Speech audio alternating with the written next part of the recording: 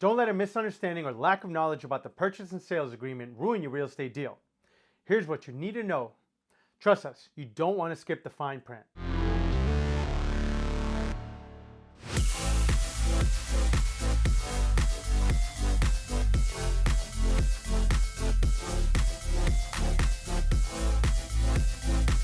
A purchase and sales agreement, also known as real estate purchase agreement or a sales contract, is a legal document that outlines the terms and conditions of a real estate transaction.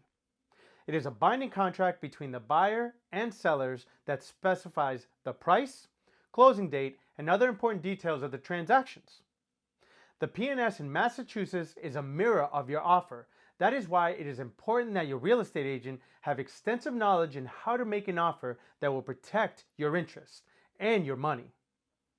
The purchase and sales agreement typically includes the names of the buyer and seller, a description of the property being sold, the purchase price and any financing terms, the closing date, any contingencies that must be met before the sale can be completed, any warranties or disclosures provided by the seller, any provisions for the repairs or other actions that must be taken before the sale can be completed, what is included in the sales, such as fixtures and appliances.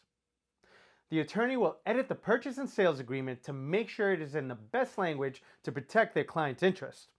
It is important for both the buyer and seller to carefully review the purchase and sales agreement with their attorney to ensure that all terms and conditions are clear and fair. When the document is ready, the real estate agents will circulate it for signatures. At the same day of the signature, the buyer needs to come with a second check for the escrow, typically a percentage of the purchase price minus the other deposit. This could be different depending on your offer and the type of loan you qualified for. Please subscribe and turn on the notifications so you can get updates when we release our next video on the First Time Home Buyers playlist. Time to submit your mortgage application.